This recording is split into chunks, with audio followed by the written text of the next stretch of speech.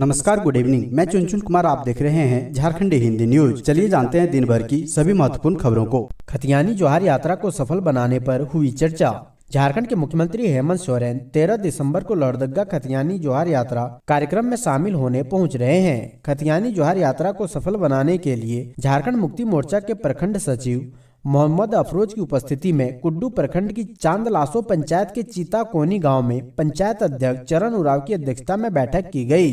जिले में आयोजित होने वाले जोहार यात्रा को सफल बनाने के लिए ग्रामीण क्षेत्र के लोगों को भी इस कार्यक्रम में शामिल होने के लिए अपील की गई। मोहम्मद अफरोज ने कहा कि झारखंड के मुख्यमंत्री जो कहते हैं वो करते हैं। उनके कार्यकाल में क्षेत्र का चाहुमुखी विकास हो रहा है। सीएम लोगों की जन भावना को भली भांति समझते हैं और उन्हीं के अनुरूप कार्य भी किया जा रहा है। उन्होंने कहा कि जन कल्याणकारी योजना सहित कई बड़े काम लोहरदगा वासियों को सुपुर्द करेंगे। ग्रामीण जनों से अपील करते हुए कहा कि आप सभी कार्यक्रम में शामिल होकर कार्यक्रम को सफल बनाएं।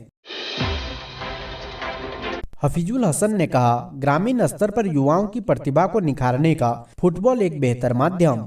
देवघर के कुमेठा स्टेडियम में आयोजित जिला स्तरीय मुख्यमंत्री आमंत्रण फुटबॉल प्रतियोगिता का उद्घाटन सोमवार को झारखंड के खेल मंत्री हफीजुल हसन ने दीप प्रज्वलित कर और गुब्बारा उड़ाकर किया।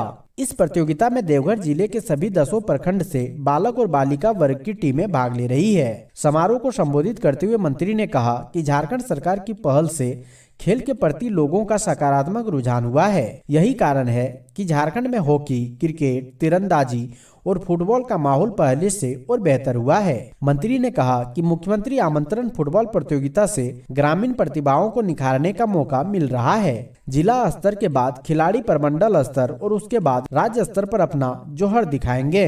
मंत्री ने उम्मीद जताई है कि देवघर जिला का नाम इस प्रतियोगिता के बाद राज्य स्तर पर होने वाला है। निलंबित आईएएस पूजा सिंघल को सुप्रीम कोर्ट से नहीं मिली राहत, अब जेल में ही बिताना होगा नया साल। झारखंड की पूर्व उद्योग एवं खान सचिव निलंबित आईएएस पूजा सिंघल की मुश्किलें कम होने का नाम नहीं ले रही है। फिलहाल निलंबित आईएएस पूजा सिंघल को नया साल रांची के होटवार जेल में ही बिताना होगा। दरअसल हाईकोर्ट के बाद सुप्रीम कोर्ट से भी फिलहाल निलंबित आईएएस पूजा सिंघल को जमानत नहीं मिलेगी। सुप्रीम कोर्ट में आईएएस पूजा सिंघल केस की जमानत याचिका पर सुनवाई करते हुए सुप्रीम कोर्ट ने ईडी को नोटिस जारी कर जवाब मांगा है। हालांकि अब इस मामले की अगली सुनवाई 2 जनवरी 2023 को होगी। 61,000 से अधिक पारा शिक्षकों का कटेगा 12% ईपीएफ। मिड डे मील का जिम्मा अब बीईओ को। झारखंड के 61,421 पारा शिक्षकों को कर्मचारी भविष्य निधि यानी ईपीएफ का रास्ता साफ हो गया है। स्कूली शिक्षा मंत्री जगन्नाथ महतो ने इस फाइल पर हस्ताक्षर कर दिया है। ईपीएफ में 12% राशि जमा होगी। इसमें पारा शिक्षकों के मानदेय का 6% और 6% सरकार देगी। सरकार ने पारा शिक्षकों के लिए कल्याण कोष का भी गठन करेगी। यह फैसला भी सोमवार को लिया गया है। कल्याण कोष में जमा राशि से पारा शिक्षकों के रिटायरमेंट पर 5 लाख रुपए और किसी की आकस्मिक मृत्यु होती है तो 5 लाख की आर्थिक मदद की जाएगी। यह निर्णय मंत्री की अध्यक्षता में हुई विभागीय समीक्षा बैठक में लिया गया। वहीं राज्य के सरकारी स्कूलों में अब मिड डे मील का सारा जिम्मा प्रखंड शिक्षा प्रसार पदाधिकारी यानी बीईओ पर होगा। स्कूल में अब एक दिन भी बच्चों को मिड डे मील का भोजन नहीं मिलेगा तो बीईओ का 2 दिन का वेतन काटा जाएगा।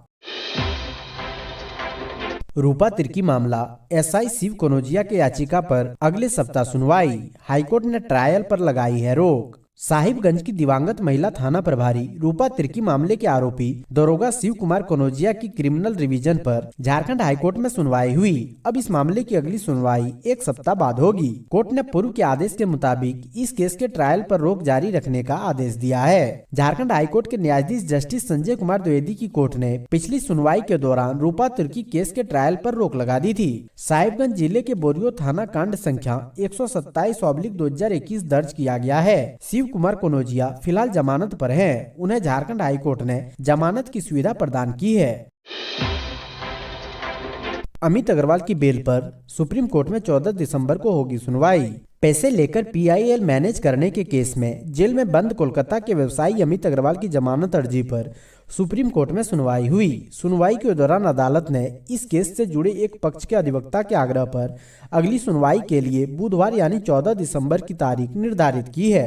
बता दें कि झारखंड हाईकोर्ट अमित अग्रवाल की जमानत याचिका खारिज कर चुका है। इसके साथ ही झारखंड हाईकोर्ट ने कैश कांड के षड्यंत्र की जांच सीबीआई को कराने का आदेश दिया है। कोर्ट के इस आदेश को अमित अग्रवाल ने शीर्ष अदालत में चुनौती दी है। अमित अग्रवाल ने अपनी याचिका में कहा है कि जबरन वसूली के मामले में अधिवक्ता राजीव कुमार के खिलाफ शिकायत करता थे और उसकी शिकायत और कोलकाता पुलिस द्वारा बिछाए गए जाल के बाद राजीव कुमार को 50 लाख रुपए नकद के साथ गिरफ्तार किया गया था, लेकिन ईडी ने उन्हें आरोपी बना दिया। बीजेपी विधायक ढुल्लू मोतो को झारखंड हाईकोर्ट से झटका, 4 हफ्ते में सरेंडर करने का आदेश। रांची हाईकोर्ट ने पुलिस इंस्पेक्टर की वर्दी फाड़ने और पुलिस हिरासत से वारंटी को छुड़वाने के मामले में सजायाफ्ता विधायक ढुल्लू मोतो को अगले 4 हफ्ते में निचली अदालत में सरेंडर करने का आदेश दिया है। ढुल्लू मोतो धनबाद जिले के बगमारा इलाके के भाजपा विधायक है। उन्हें इस केस में झारखंड हाईकोर्ट में क्रिमिनल रिवीजन याचिका दायर की है। इसके अलावा उन्होंने हाईकोर्ट में सरेंडर करने के छूट देने की दरख्वास्त की थी। हाईकोर्ट ने उसका यह आग्रह खारिज कर दिया। हाईकोर्ट ने निचली अदालत से इस केस का रिकॉर्ड भी मांगा है। अगली सुनवाई 10 जनवरी को होगी। प्रार्थी की ओर से अधिवक्ता इंद्रजीत सिन्हा और अखोरी अविनाश ने पैरवी की।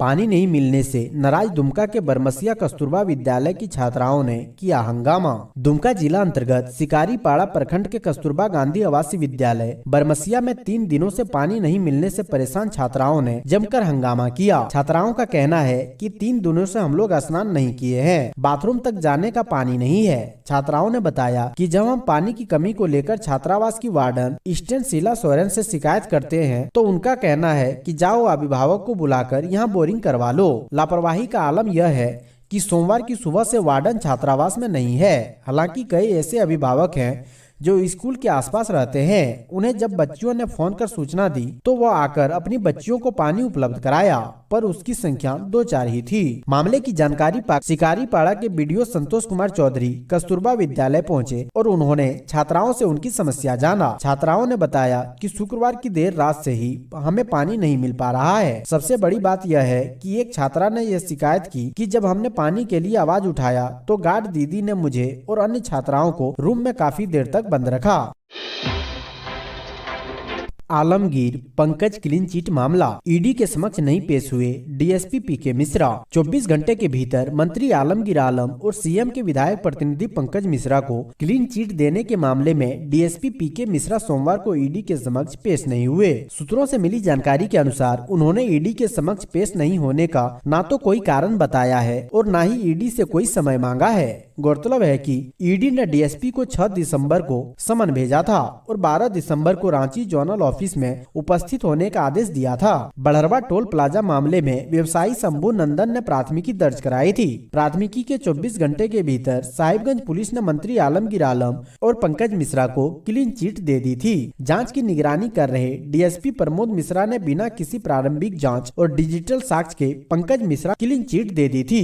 प्रमोद मिश्रा बड़हरवा डीएसपी के पद पर तैनात थे और उनका नाम दिवंगत थानेदार रूपा तिर्की मौत मामले में भी उछला था। बता दें कि सोमवार को रांची ईडी ऑफिस में जांच अधिकारी और झारखंड पुलिस के एएसआई सरफुद्दीन खान से पूछताछ की गई थी। इसमें सरफुद्दीन खान ने बताया कि पंकज मिश्रा और आलमगीर आलम के खिलाफ जांच बंद करने का फैसला उनके वरीय अधिकारियों का था।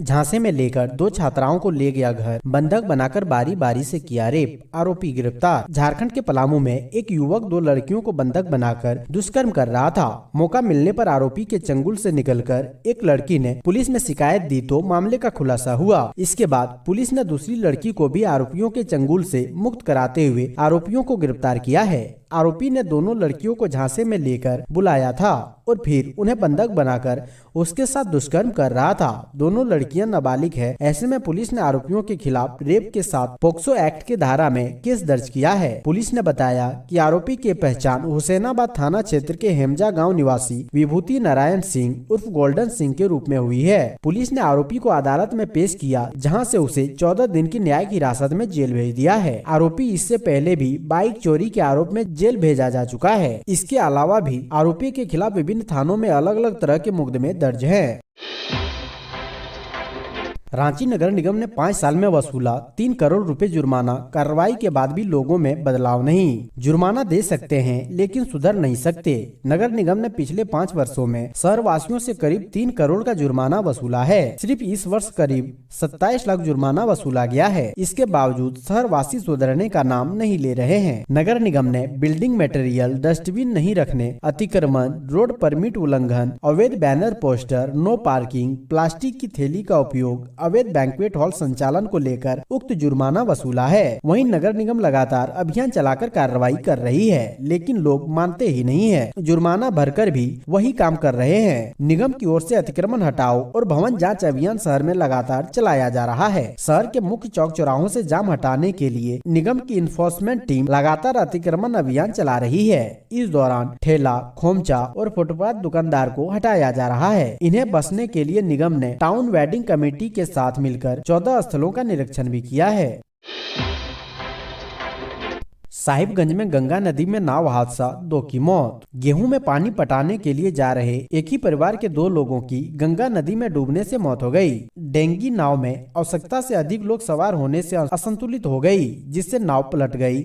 नाव में सवार 2 लोगों की मौत हो गई। मामला मुसफ्फिल थाना क्षेत्र के गोपालपुर मकई टोला की है। डूबने वालों में प्रदीप चौधरी का 10 वर्षीय पुत्र सुमन कुमार और 30 वर्षीय राजेश महतो शामिल है। राजेश महतो भागलपुर के कहल गांव का रहने वाला था। वो अपने ससुराल आया था। दोनों खेत में पानी पटाने के लिए दियारा जा रहे थे। इसी क्रम में डेंगी नाव पलट गई और दोनों गंगा में समा गए। आसपास के लोगों ने यह देख शोर मचाया। उसके बाद ग्रामीण जुटे और दोनों की खोजबीन शुरू की। कुछ ही देर बाद दोनों के शवों को निकाल लिया गया। सूचना मिलने पर मुसफ्फिल थाना प्रभारी अनुपम प्रकाश ने ASI प्रमोद कुमार को घटना स्थल पर भेजा। हालांकि थाना से घटना स्थल की दूरी काफी अधिक होने की वजह से पुलिस को वहां पहुंचने में काफी देर हुई। दोनों का शव लेकर पुलिस पोस्टमार्टम के लिए साहिबगंज सदर अस्पताल लेकर शाम को पहुंची। शवों को पोस्टमार्टम कराकर परिजन को सौंप दिया गया। वहीं परिजनों का रो रो कर बुरा हाल है।